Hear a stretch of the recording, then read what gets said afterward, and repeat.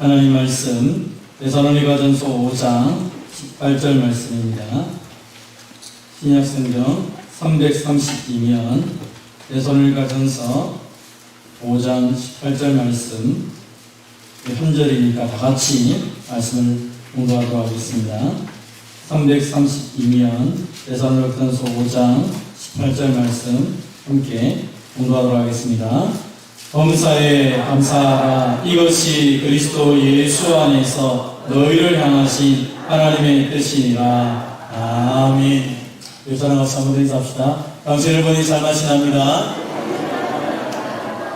오늘 본문의 말씀을 가지고 범사에 감사하라 라는 제목으로 함께 은혜를 받겠습니다. 한번 따라합시다. 범사에 감사하라. 우리는 해마다 감사절이 되면 감사 카드를 기록합니다. 지난 한 해를 돌아보면서 하나님께서 우리에게 베푸신 은혜가 무엇인지를 살펴보는 것이죠. 어떻게 보면 아주 사소한 일도 시작하여서 아주 큰 일까지도 살펴보게 됩니다. 올해처럼 가장 어려운 시절, 한 번도 경험하지 못한 그 시절을 지나오면서도 감사할 것이 참 없을 것 같은데 하나하나 생각해 보니까 감사할 것이 오히려 더 많았던 것을 알아봅니다. 어려운 시간들을 지나게 하시고 또 예수님을 알게 하실 뿐 아니라 아름다운 교회 공동체를 허락하시고 또 귀한 성도들을 허락하셔서 함께 동역하게 하신 것들이 얼마나 감사한지, 또 순간순간마다 하나님께서 위로해 주신 것들을 적어본다면 아마 너무 많을 것 같습니다.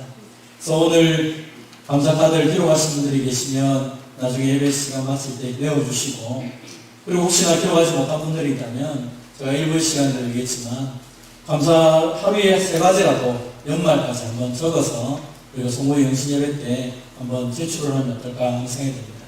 아마 하루에 3가지씩 적는다면 12월 31일이 되면 120가지 이상이 될 것 같습니다.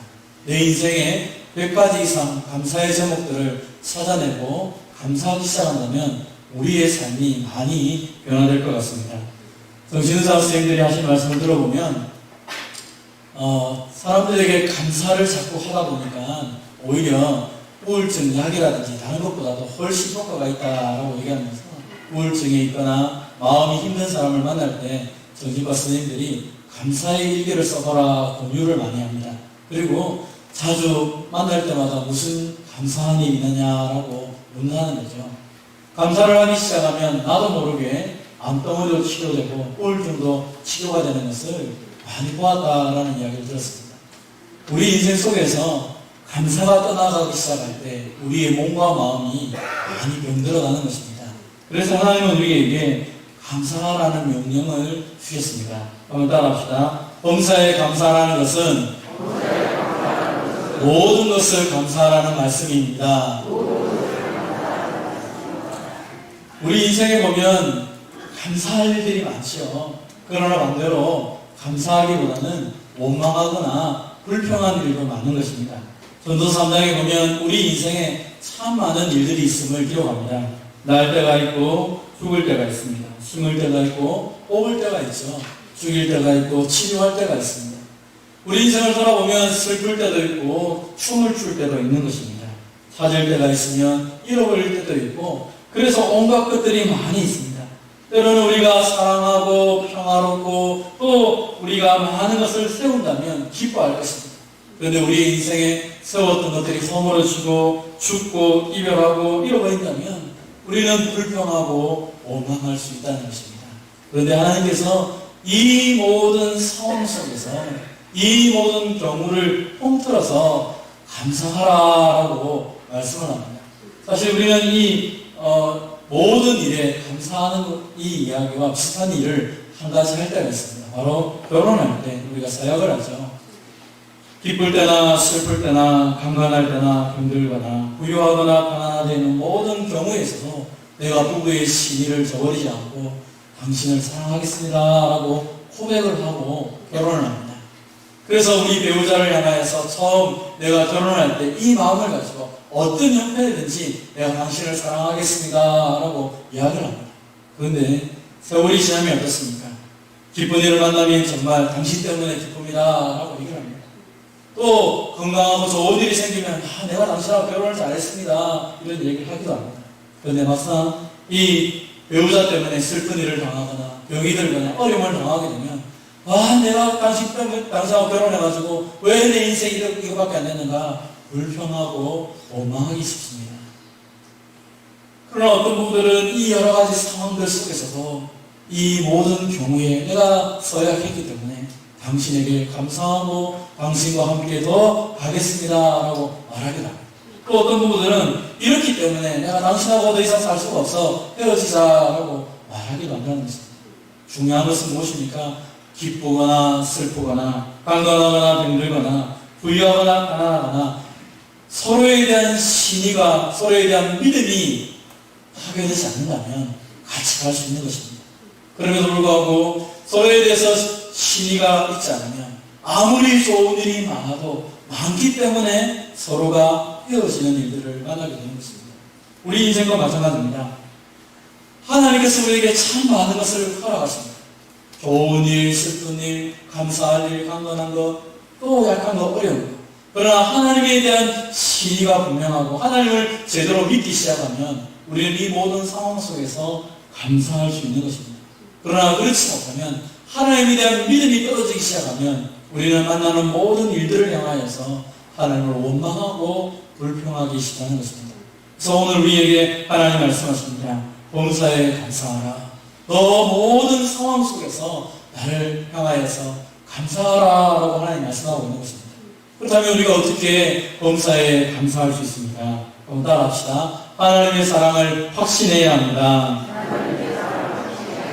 하나님이 나를 사랑하여서 하나밖에 없는 아들을 주시기까지 하셨다는 것을 믿을 때에 하나님의 그 변하지 않는 사랑을 내가 확신할 때 하나님 앞에 감사할 수 있는 것입니다. 하나님의 그 놀라운 사랑이 내게 부어졌구나. 하나님의 아들까지도 내게 주셨구나. 모든 것을 내게 주시는구나 라는 그 확신, 하나님의 사랑에 대한 확신했을 때 우리는 감사할 수 있게 되는 것이죠.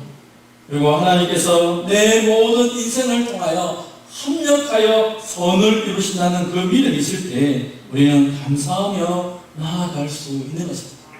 내 인생에 하나님 손 안에 있고 하나님이 내 모든 인생을 합력하여 선을 이루시기 때문에 낙심하지 않을 수 있다는 것입니다.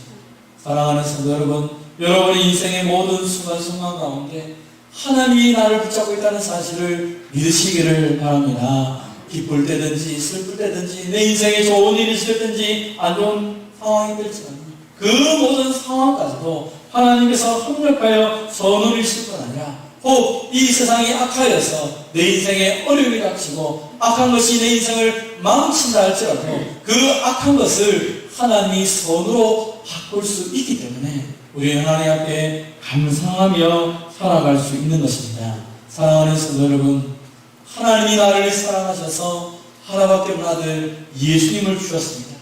그리고 내 인생이 하나님 손 안에 있습니다. 하나님이 나의 인생의 주인 되셔서 나를 인도하실 뿐 아니라 그 모든 악한 상황까지라도 합력하여서 선을 이루시는 분이 우리가 믿는 하나님인 것을 확신하는 저와 여러분이 되시기를 바랍니다. 그래서 범사에 감사한다는 것은 상황과 환경에 근거하는 것이 아닙니다.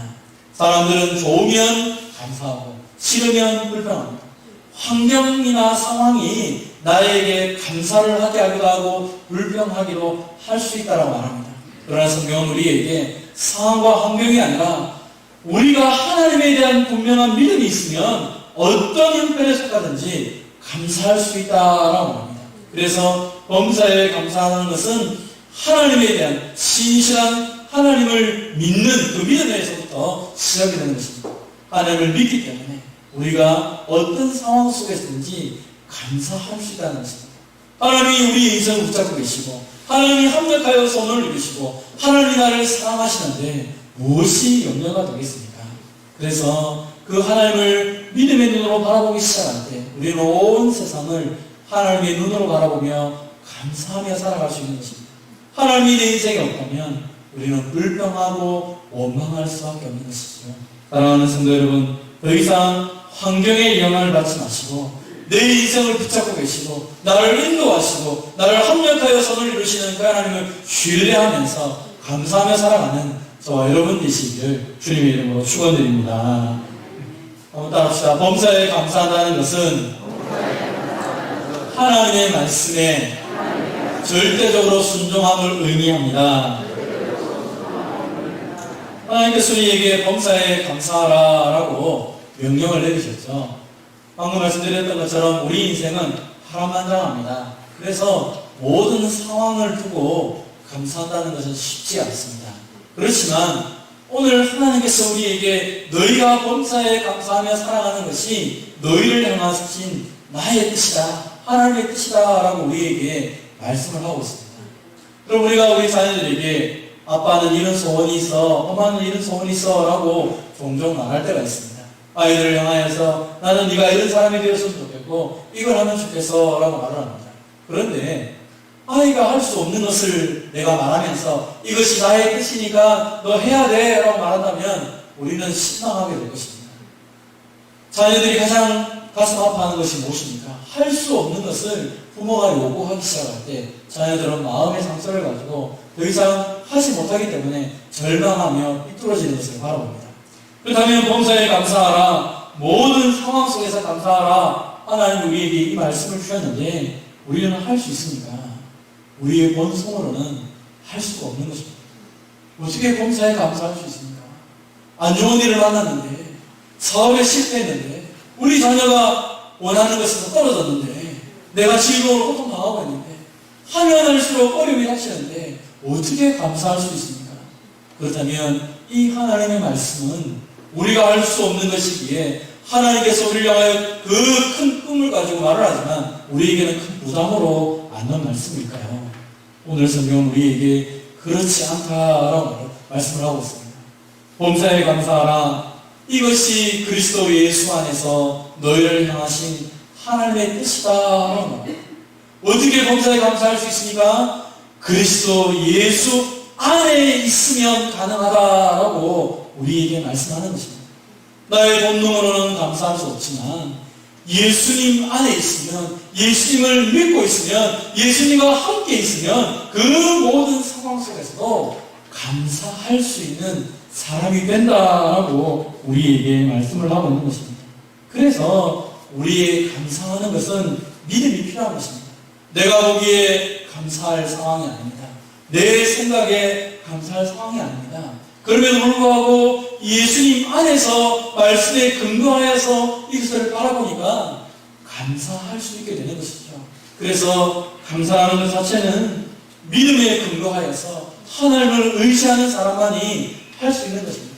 본문의 말씀을 역으로 표현하자면 내가 보는 대로 내 관점에서 이 상황을 바라보면 감사할 수 없는 사람이 된다는 것입니다. 그래서 감사하는 생활의 가장 큰 적이 무엇입니까? 바로 이기심입니다. 내 생각에는, 내가 보기에는, 내 자신의 입장에서는 감사할 수가 없다는 것입니다. 어떻게 감사합니까?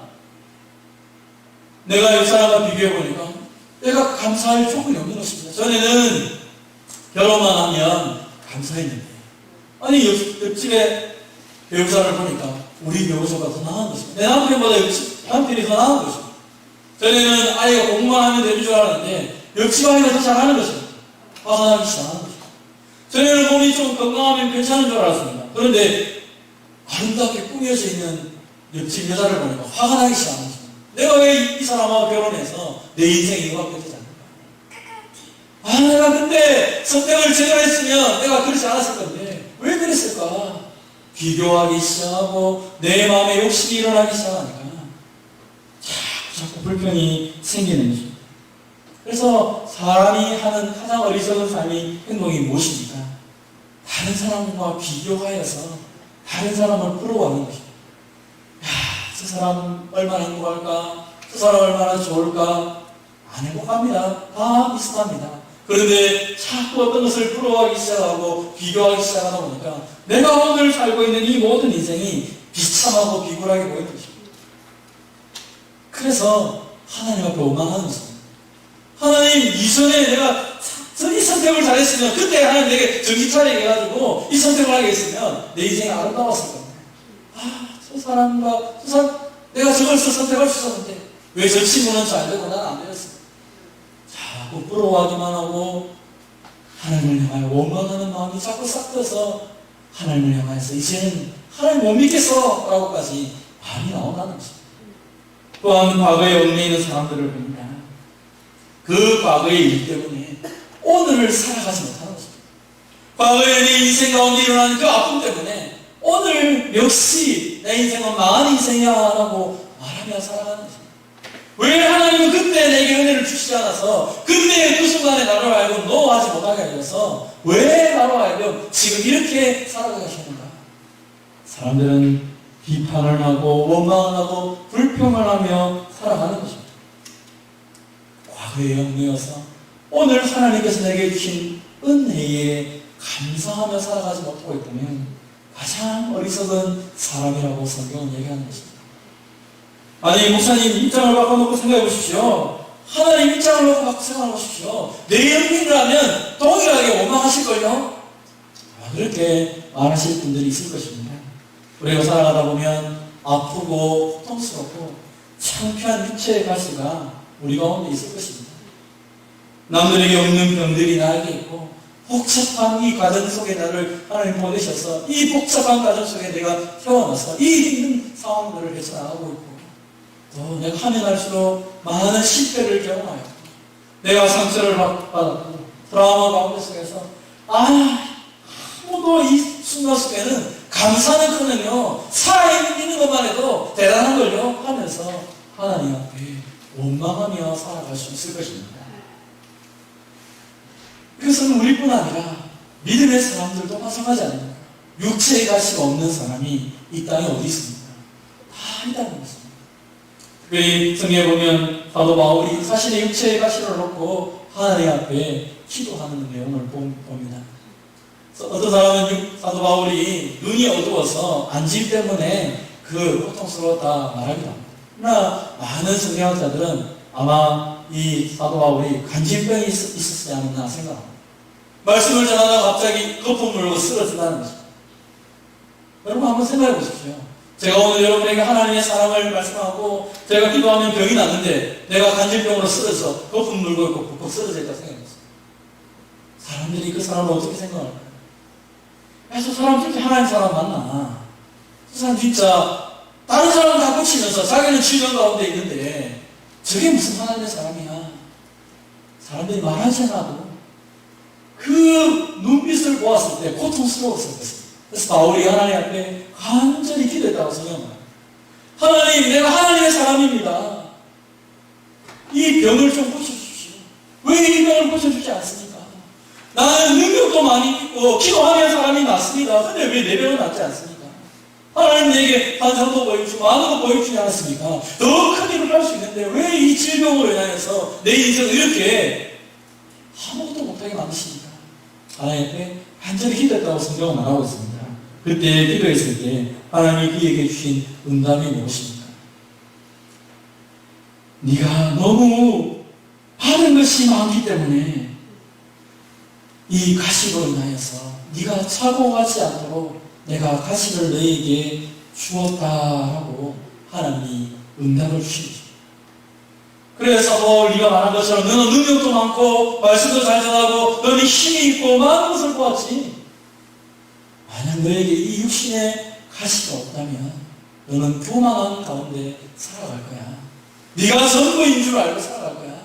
왜? 네가 기도하면 다 낫고 네가 말하면 다 사람이 변화되니까. 그런데 너에게 이 질병을 줌을 통하여서 네가 자만하지 않고 교만하지 않고 네가 하나님을 더 의지하도록 내가 만든 거야. 그리고 너의 그 약한 부분 속에서 나의 능력이 나타나고 있음을 사람들에게 보여주기를 위해서야. 네가 능력을 행하는 것이 아니라 내가 너의 약한 가운데 속에서도 능력을 행하고 있다는 것을 사람들에게 보여주는 거야. 너의 은혜가 너에게 속한 것이야. 하나님이 바울에게 말씀을 했다는 것입니다. 바울이 자신의 육체의 가시가 없었다면 그는 더 교만하고 오히려 하나님의 영광을 누린 인생이 아니라 사탄의 도구로 쓰임받을 수 있었기 때문에 오히려 하나님은 그에게 육체의 가시를 줌을 통하여 그가 더 겸손하게 하나님만 의지하며 하나님의 능력만 나타내는 사람으로 사용하였다라고 말씀을 하고 있습니다. 우리에게 말씀을 들으면 사도 바울이니까 그렇죠 라고 이야기할 수 있을 것입니다. 그러나 나는 그렇지 않습니다 라고 말할 수 있죠. 여러분 가운데 이 골다 메이어라는 사람을 알고 있는 분이 있는지 모르겠습니다. 이분은 이스라엘의 총리입니다. 여자입니다. 가장 이스라엘이 어려웠을 때 총리가 되어서 이스라엘을 세웠던 건국의 어머니라는 별명을 가지고 있는 여인입니다. 근데 여러분 보십시오. 저는 이번에 사진을 보고 정말 깜짝 놀랐습니다. 이분이 여자라고 했기 때문에 놀랐습니다. 이 얼굴을 보면 여자라기보다는 남자에 가깝습니다. 그래서 얼굴이 참 못생겼다. 사람들이 이 메이어를 향해서 너 참 못생겼구나 하는 이야기를 너무 많이 했다고. 다른 미국 사람을 만나서 참 당신은 못생겼는데 어떻게 당신이 이렇게 총리가 되었습니까? 라고 질문을 했습니다. 이 메이어가 쓴 자서전에 보면 그는 이렇게 얘기합니다. 저는 제 얼굴이 못생긴 것을 참으로 다행스럽게 생각합니다. 저는 일반적인 다른 사람들과 비교해 보았을 때 너무나도 못났습니다. 여러분이 말 안 해도 나는 너무 못생겼습니다. 그런데 너무 못났기 때문에 저는 열심히 기도했습니다. 정말 최선을 다해서 공부했습니다. 나에게 이런 연약함은 나 빼기뿐 아니라 이 나라에도 무한한 도움을 주었습니다. 우리에게 있는 약점과 실망은 곧 하나님의 부르심입니다. 그런 자기 자신의 이야기를 쓰면서 사람들에게 이런 이야기를 했다는 것입니다. 내가 못생겼기 때문에 나 자신뿐 아니라 이 나라에 큰 도움이 되었습니다. 내가 못생겼기 때문에 더 하나님께 기도했습니다. 내가 못생겼기 때문에 더 열심히 공부했습니다. 사람들은 나를 보고 못생겼다고 말하지만 내가 기도하면 기도할수록 말씀을 보면 볼수록 내가 하나님의 걸작품이라는 사실을 알게 되었다는 것입니다. 내가 하나님의 걸작품으로 이 땅에 태어났는데 다른 사람 눈에는 형편없게 보였지만 하나님은 나를 보고 보기에 좋았다라고 말씀하셨기 때문에 그 하나님을 의지하며 살았다라고 고백을 합니다. 여러분에게 있는 약점, 여러분에게 있는 그 형편없는 것들이 하나님께 돌려주면 감사가 되고 능력이 되는 줄 믿으시기를 바랍니다. 내가 내 자신을 볼 때 약하고 없었으면 좋겠다는 부분이 있습니까? 그것을 하나님께 맡기면 하나님의 능력으로 하나님의 선한 능력이 나타나는 도구로 쓰임받을 수 있다고 성경은 얘기하고 믿음의 사람들은 자신의 삶들을 통하여 간증하고 있는 것입니다. 여러분 가운데는 또 이야기할 수 있는 분이 있을 것입니다. 아니 나는 더 이것보다 못생긴 것 수준이 아니라 내가 살아가는 것 자체가 지옥입니다. 나 같은 삶을 경험했다면 하나님께 감사할 수 있을까요? 라고 그렇게 질문을 할 수 있을 것입니다. 도저히 견딜 수 없고 도저히 이해되지 않고 아니 아무리 기도해도 하나님께서 내게 고난의 이유와 고통의 이유를 설명해 주시지 않는다면 그때도 감사할 수 있습니까? 우리 인생 가운데 속에는 이러한 고통 가운데 있는 분이 있을 수가 있을 것입니다. 저는 이 감사절을 통하여서 많은 이 설교를 준비하면서 우리에게 어떤 감사함을 살아갈 수 있을까 여러 가지 책들을 좀 살펴보고 읽어보았습니다. 많은 감사에 대한 이야기가 있었지만 한 사람의 이야기가 제 마음을 많이 움직였습니다. 그 사람은 바로 헬렌 로즈비어라는 의사 선생님 이야기입니다. 이 헬렌 로즈비어라는 의사 선생님이 열심히 공부해서 의사가 되어서 이제 저 콩고강 쪽에 있는 아프리카 쪽에 가서 복음도 전하고 사람들을 치료하기 시작합니다. 그래서 사람들에게 병원을 씌워서 많은 사람들에게 이롭게 하는 일들을 하게 됩니다. 그런데 우리가 아는 것처럼 콩고에 반란군이 일어나기 시작합니다. 그래서 반란이 일어나서 반란군이 쳐들어와서 막 공격하기 시작하면서 이 헬렌 선생님이 있는 병원에까지 쳐들어오기 시작합니다. 그 반란군이 이 헬렌 선생님을 때리기 시작합니다. 온몸이 피투성이가 되었습니다. 그리고 난 이후에 이 헬렌 의사 선생님을 침대에 눕히면서 성폭행을 하게 됩니다. 내가 정말 열심히 배워서 사람들에게 의술을 가르치고 치료하고 많은 사람들에게 복음을 전했는데 그에게 돌아온 결과가 두들겨 맞고 피투성이 됐을 뿐 아니라 몹쓸 짓을 당해서 그의 몸과 마음이 엉망진창이 되었어요. 이 헬렌 로즈비어가 하나님 앞에 기도합니다. 하나님, 이건 도대체 뭡니까? 하나님, 나를 버리신 것입니까? 내가 뭘 잘못했길래 내 인생에 이런 어려움이 왔습니까? 하나님을 향하여서 원망하며 기도하기 시작합니다. 하나님, 내 인생이 다 망했습니다. 나는 이제 죽고 싶습니다. 아무것도 할 수가 없습니다. 라고 하나님께 기도하기 시작합니다. 아무리 기도해도 하나님께서 왜 내게 이런 일이 일어난지를 설명하지 않는 것입니다. 하나님이 그에게 설명해 주지 않습니다. 그러면서 그가 하나님 앞에 엎드려 눈물을 흘리며 내가 이제 포기하겠다고 그렇게 기도할 때에 하나님이 그에게 들려주는 음성이 하나 있었습니다. 설령 내가 그 이유를 말해주지 않아도 네가 이 고통을 이겨내고 승리할 수 있을 것이라는 믿음으로 나에게 감사할 수 있느냐 하는 음성이었습니다. 네가 이렇게 어려움 당하고 만신창이가 되었는데 내가 너에게 그 이유를 설명해 주지 않아도 너 나에게 감사할 수 있느냐? 네가 이 당했던 것을 감사하는 말이 아니라 이 모든 상황 가운데 속에서도 하나님이 나를 붙잡고 있다는 사실 때문에 감사할 수 있느냐라고 질문을 하더라는 것입니다. 저는 이 책을 읽으면서 화가 났습니다. 어떻게 감사합니까? 내가 하나님 앞에 충성을 다했는데 내 몸과 내 마음과 내 모든 것들이 다 파괴되었는데 하나님께 어떻게 감사를 할 수 있냐는 것입니다. 원망을 하고 불평을 하고 하나님 있으면 나오라고 하면서 이를 깨물고 혀를 깨물고 죽어도 별로 뭘 할 수 없는 상황인데 어떻게 하나님께서 이 헬렌스님을 망해서 내가 이유를 설명해 주지 않아도 감사할 수 있느냐라고 질문을 할 수 있느냐라는 것입니다. 저는 이 책을 읽으면서 화가 나기도 하고 운이 났습니다. 그런데 이 헬렌 로즈비어 선생님은 그것을 붙잡고 하나님 앞에 엎드렸다는 거죠. 하나님, 나에게 설명이 안 돼도 감사할 수 있느냐고요? 하나님께 엎드려 이 문제를 놓고 어떻게 내가 감사할 수 있을까라고 기도했다는 것입니다. 그때 하나 깨달은 것이 있다는 것이죠. 이 만신창이가 된 이 순간 속에서 내가 하나님께 기도할 수 있구나. 이 만신창을 되어서 내가 정말 죽어도 불평하고 원망해도 아무도 뭐라 하지 않지만 오늘 이 순간에 하나님께서 나에게 감사할 수 있냐고 나에게 질문을 해주시고 있구나.